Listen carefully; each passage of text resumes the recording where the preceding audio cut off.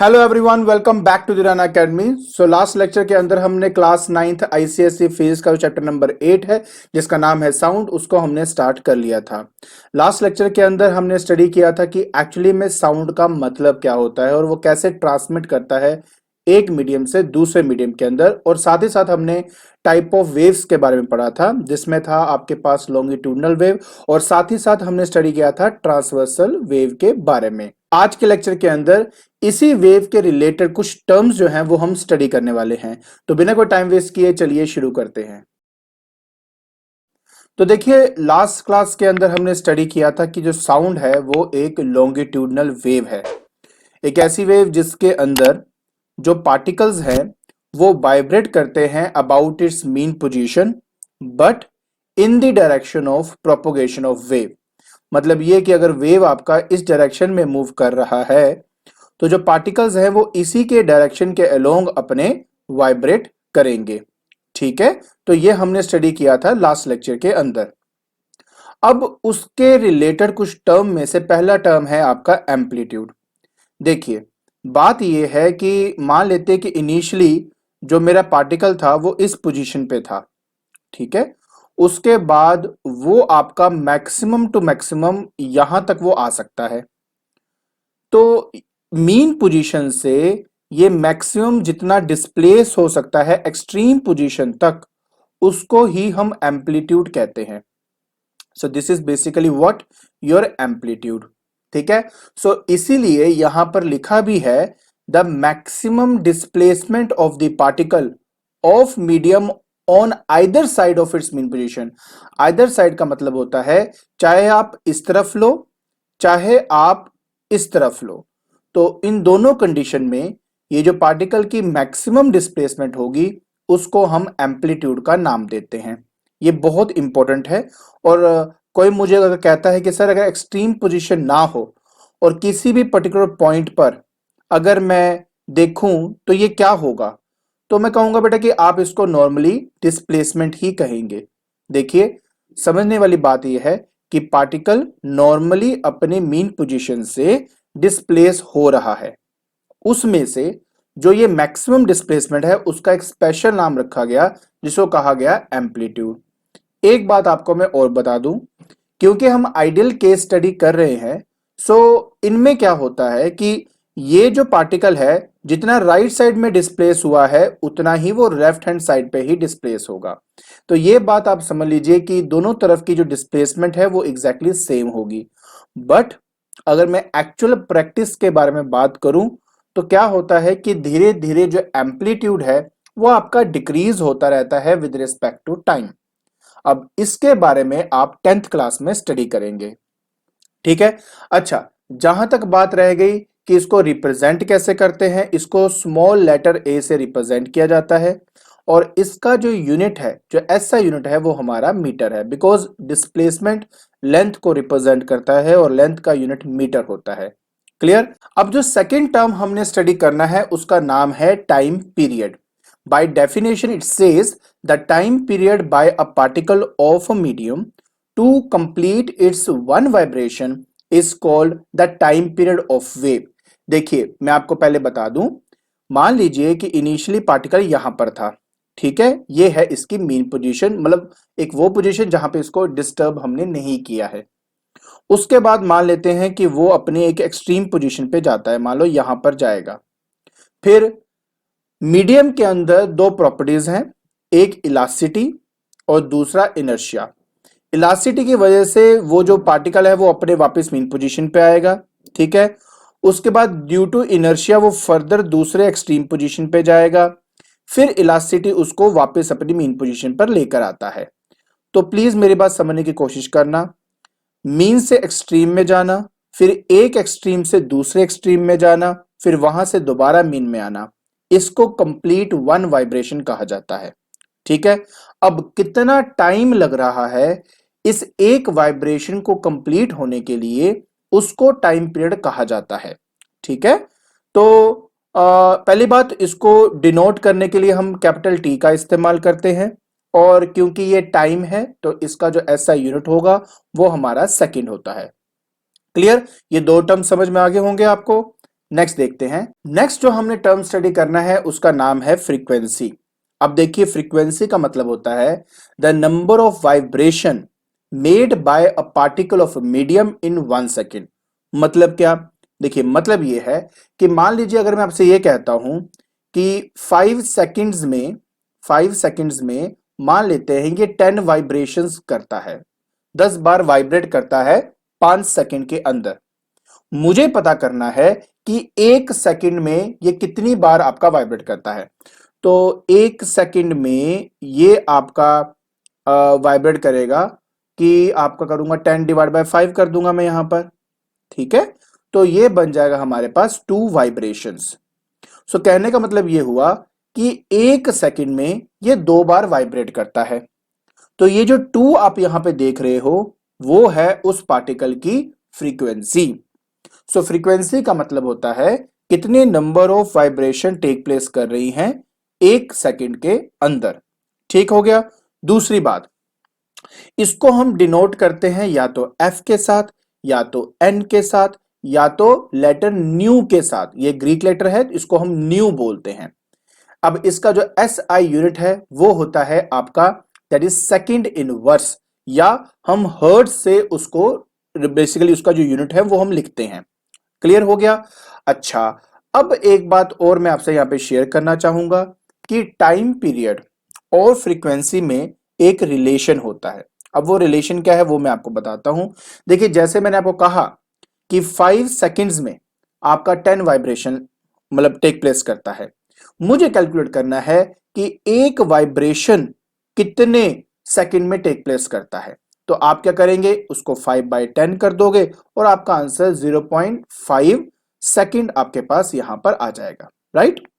अब ये जो देख रहे हो आप, 1 वाइब्रेशन कितने टाइम में हुआ, इसको बोलते हैं टाइम पीरियड। और ऊपर क्या था कि 1 सेकंड में कितनी वाइब्रेशंस होती हैं, इसको कहते हैं फ्रीक्वेंसी।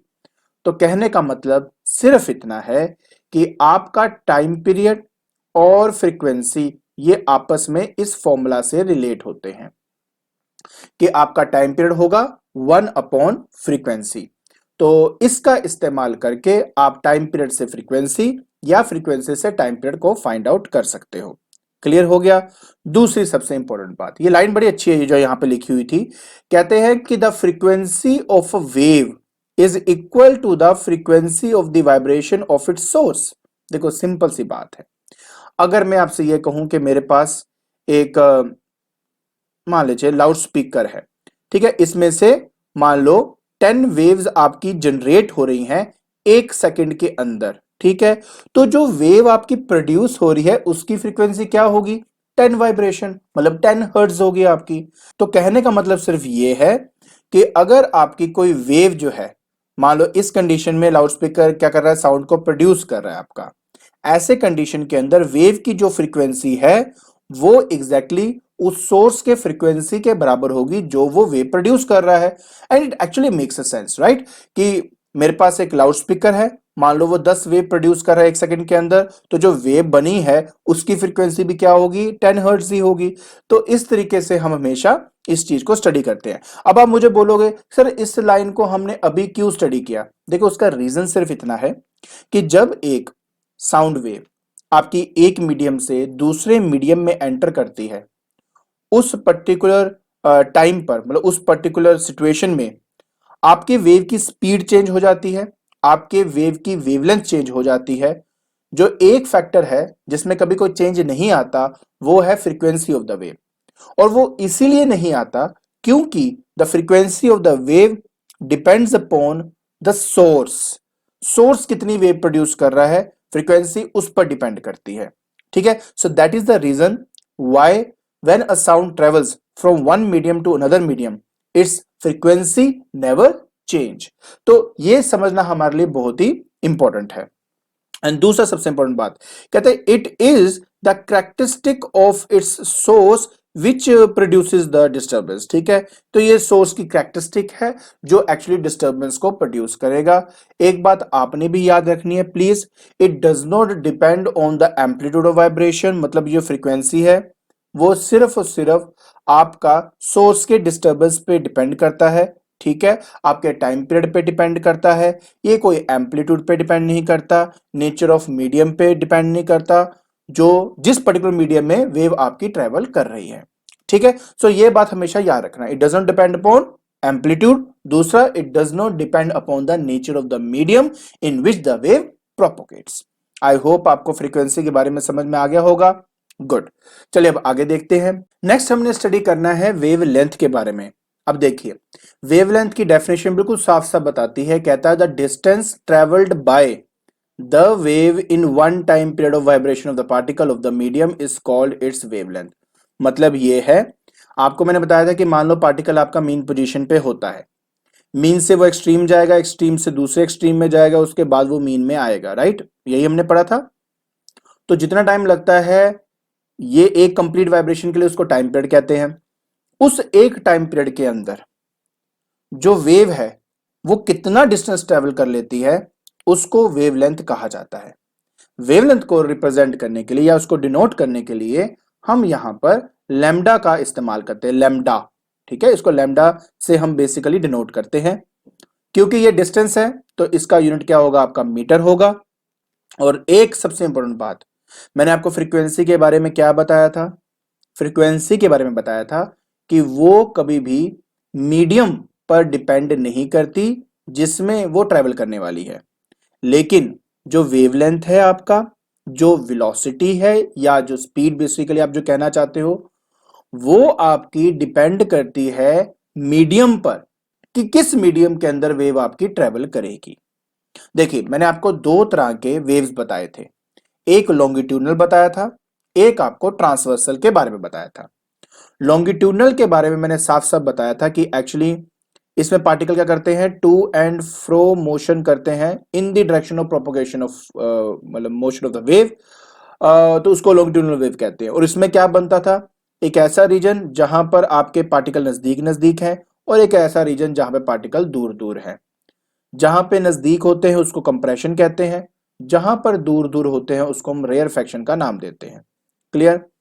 तो एक कंप्लीट कंप्रेशन एंड रेयरफेक्शन के लेंथ को हम वेवलेंथ का नाम देते हैं, तो उसको क्या कहते हैं, हम वेवलेंथ कहते हैं।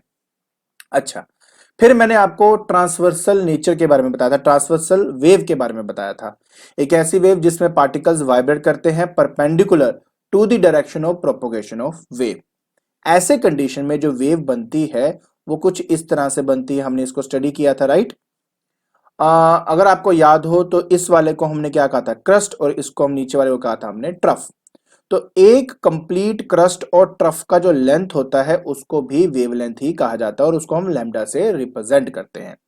अनदर वे ऑफ रिप्रेजेंटिंग क्या है इसका, अनदर वे इसका ये है कि मान लीजिए कि ये आपके पास एक मैंने थोड़ी सी वेव ऐसे बना दी है। अब इस कंडीशन में दो क्रस्ट के बीच के लेंथ को भी हम वेवलेंथ कहते हैं, दो साथ साथ वाले दो ट्रफ के बीच के लेंथ को भी हम वेवलेंथ ही कहते हैं।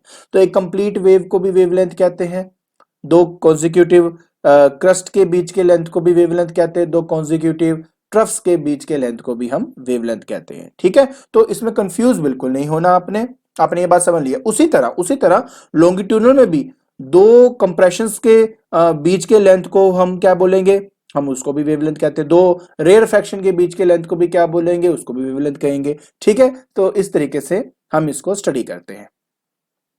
फिर हमारे पास आती है वेव वेलोसिटी।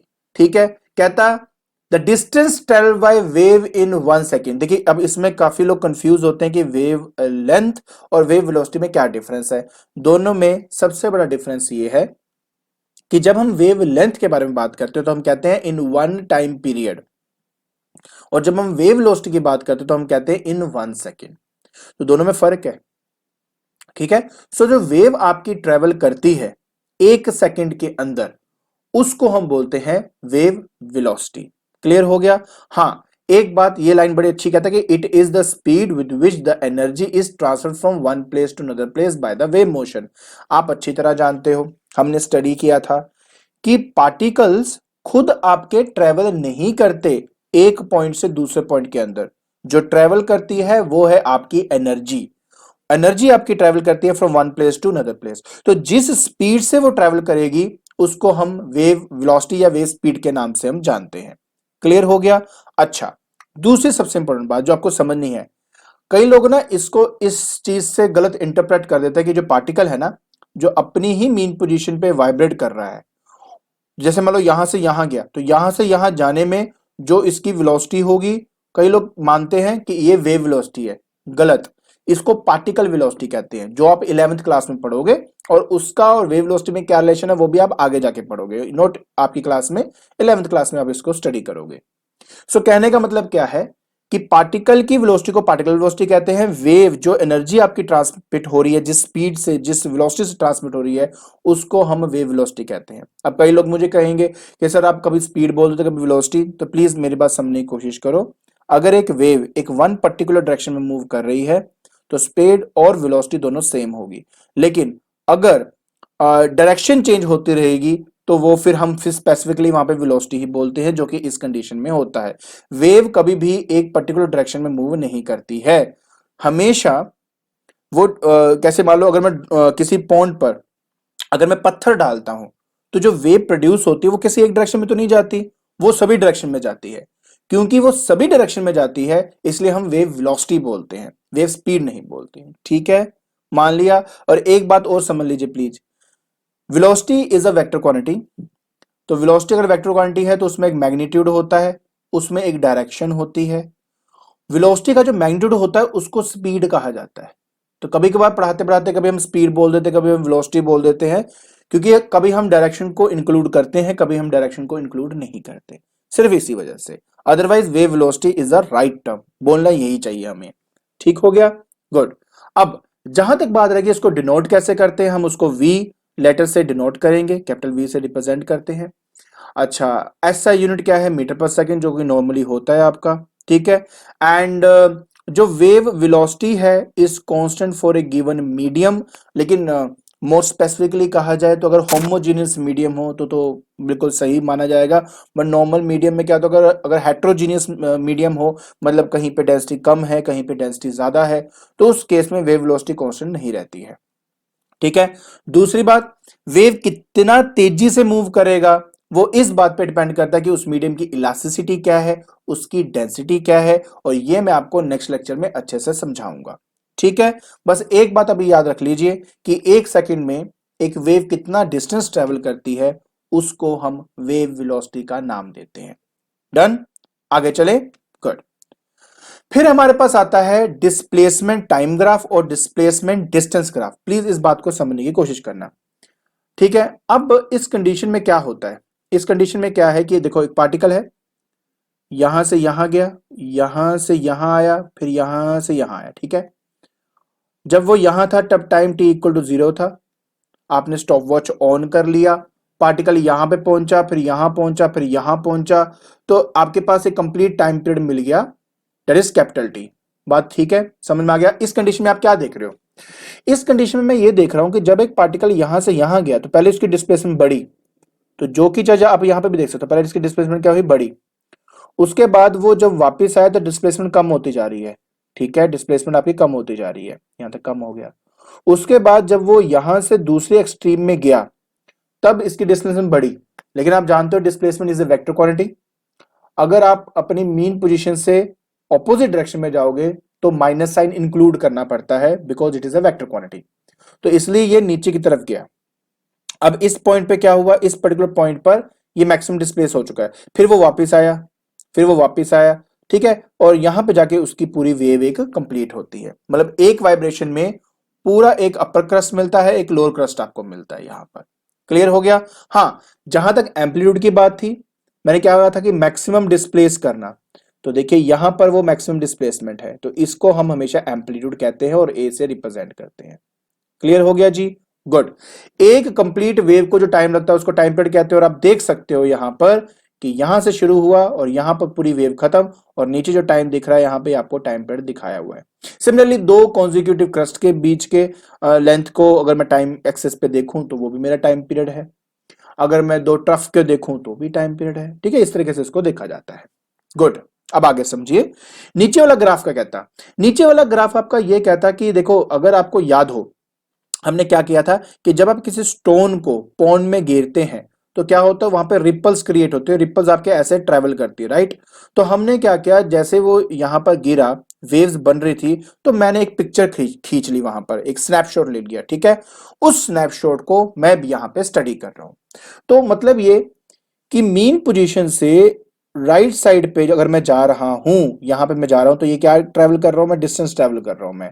और पार्टिकल जो है वो अपनी मीन पोजीशन से अप एंड डाउन जा रहा है, ये इसकी डिस्प्लेसमेंट है। तो इसको और डिस्टेंस को हमने इस ग्राफ में शो किया हुआ है। तो जैसे मैंने आपको कहा था कि एक टाइम पीरियड में जो वेव आपकी लेंथ ट्रेवल करती है उसको वेवलेंथ कहते हैं।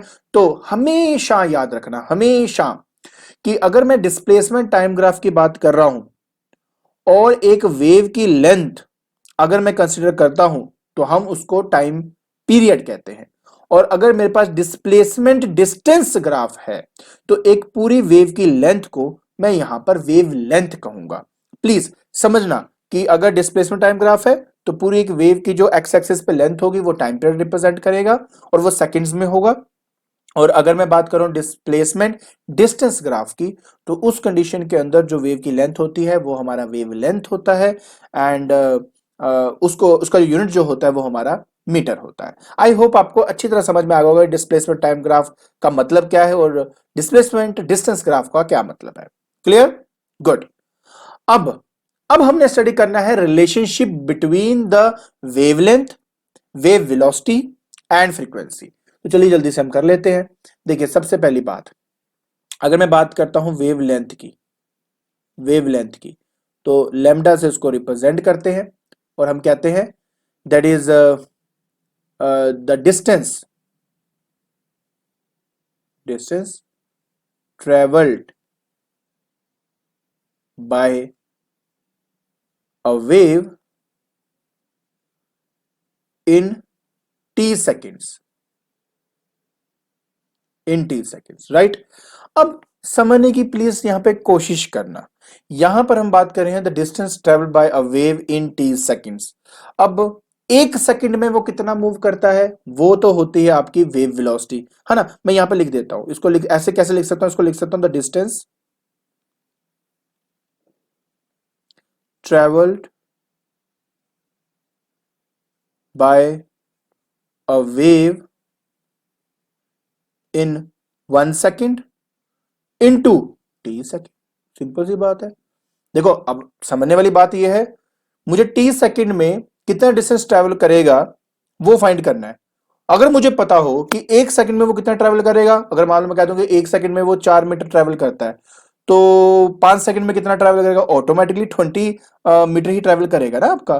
तो कहने का मतलब क्या है कि अगर एक सेकंड का पता हो तो मैं वो टी से मल्टीप्लाई करके उसको आंसर निकाल सकता हूं। अब समझने की कोई बात करना प्लीज, यहाँ पे टी क्या है, टी यहाँ पे टाइम पीरियड है, टाइम पीरियड है। इन वन टाइम पीरियड में हम उसको बोलते हैं कितना डिस्टेंस ट्रेवल, उसको वेवलेंथ कहते हैं। अब ये जो डिस्टेंस ट्रेवल हुआ है वेव का इन एक सेकंड, उसको क्या कहते हैं, वेव वेलोसिटी। तो हम उसको v से रिप्रेजेंट करें, टाइम पीरियड को t से रिप्रेजेंट करते हैं, हम t से रिप्रेजेंट कर देते हैं, वेवलेंथ को लैम्डा से रिप्रेजेंट करते हैं तो लैम्डा से रिप्रेजेंट कर देते हैं। एज ए रिजल्ट अब मैं क्या चाहता हूं, ये t को इधर लेके जाना चाहता हूं, तो मेरे पास v आ जाएगा बेटा lambda divided by T, lambda into 1/t, और 1/t को फ्रीक्वेंसी कहते हैं। तो मैंने यहां पे फ्रीक्वेंसी लिख दिया और लीजिए आपका रिलेशनशिप जो है वो तैयार हो जाता है कि v is equal to f into lambda. आपने एक बात याद रखनी है प्लीज कि v जो है वो आपकी वेव वेलोसिटी है, लैम्डा वेव लेंथ को रिप्रेजेंट करता है और f आपकी फ्रीक्वेंसी है। इसका यूनिट जो है वो मीटर है, इसका यूनिट हमारा सेकंड इनवर्स है और इसका यूनिट है मीटर पर सेकंड। तो इस तरीके से आपने इनके यूनिट्स और इनके बारे में स्टडी करना था। क्लियर? चलिए अब इसको हम अप्लाई करके भी देख ले। मैंने आपके सामने 2-3 न्यूमेरिकल रखे हैं, चलिए जल्दी से हम उनको सॉल्व करके देख लेते हैं। तो पहला न्यूमेरिकल कहता है a bat can hear sound of frequency. तो देखिए मैं पहले यहां पे फ्रीक्वेंसी लिख लेता हूं, frequency 120 kilo hertz, by units तो हर्ट है, तो मैं इसको 120 इंटू 10⁻³ हर्ट्ज लिख देता हूं यहां पे। ठीक है, उसके बाद determine the minimum wavelength of sound which it can hear. Take speed of sound. अच्छा बेसिकली पहले मुझे क्या फाइंड करना है, wavelength, right, wavelength. हम लैम्डा से इसको रिप्रेजेंट करते हैं, ये एफ से रिप्रेजेंट होता है, तो ये हमें फाइंड करना है। Wave velocity that is capital V हमें 344 मीटर पर सेकेंड हमें दिया हुआ है। ठीक हो गया। अच्छा तो सिंपल सा है, वैसे इतना टफ नहीं है बिल्कुल भी ये, क्योंकि हमारी जो वेव वेलोसिटी है वो लैम्डा इंटू फ्रीक्वेंसी होता है। एंड इस कंडीशन में अगर मुझे वेवलेंथ चाहिए तो वेलोसिटी को डिवाइड करना पड़ेगा फ्रीक्वेंसी के साथ, और जिसकी वजह से वेवलेंथ मेरे पास आ जाएगा that is 344 divided by 120 into 10⁻³ तो ये 10⁻³ तो चला जाएगा ऊपर, मतलब 344 डिवाइड बाय 120 ऊपर आ जाएगा 10⁻³ तो जैसे आप इसको सॉल्व करोगे आपका आंसर आ जाता है 2.87 इंटू 10⁻³ मीटर, और 10⁻³ मीटर को मिलीमीटर कहा जाता है, तो आप यहाँ पे लिख सकते हो 2.87 मिलीमीटर, मिलीमीटर। ठीक है, चलिए अब आगे देखते हैं। फिर हमारे पास आता है ocean waves of time period 10 second have wave velocity 15 metre per second. देखिए बड़े ध्यान से समझना, कहता है कि टाइम पीरियड आपको दिया हुआ है, देखिए टाइम पीरियड आपको यहां पर दिया हुआ है जिसको आप लिख सकते हो 10 सेकेंड। किससे रिप्रेजेंट होता है, टी से रिप्रेजेंट होता है। फिर कहता है वेव वेलोसिटी, वेव वेलोसिटी जो है मैं यहां लिख देता हूं, वेव वेलोसिटी ये आपके पास हो गया 15 मीटर पर सेकेंड का। पहले कहता कि वेवलेंथ ऑफ दिस वेव बताओ क्या होगा, बड़ा इजी, वेवलेंथ पता करना हमने। सो वेवलेंथ जो है, वेव लेंथ लैम्डा से रिप्रेजेंट करते हैं, राइट, तो इसको मुझे फाइंड करना है। तो जैसे मैंने वो कहा था कि v हमारे पास एफ इंटू लैम्डा होता है। अब फ्रीक्वेंसी और टाइम पीरियड में क्या रिलेशन है, अगर आपको याद हो, फ्रीक्वेंसी होता है 1 टाइम पीरियड, तो मैं यहाँ सब्स्टिट्यूट कर देता हूँ, तो मेरा आ जाएगा v is equal to 1 time period into wavelength. So wavelength यहाँ पे मेरे पास आ जाता है v इंटू टाइम पीरियड, बस इन दोनों को मैं मल्टीप्लाई करूंगा, मेरा आंसर आ जाएगा।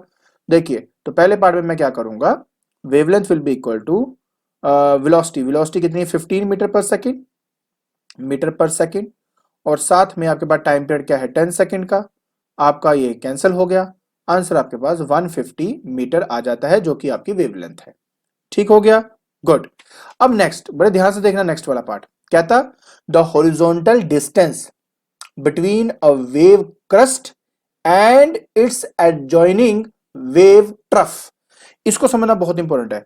देखिए आपको मैंने वेव के बारे में बताया था, मैंने कहा था कि ये है आपकी कंप्लीट वेव।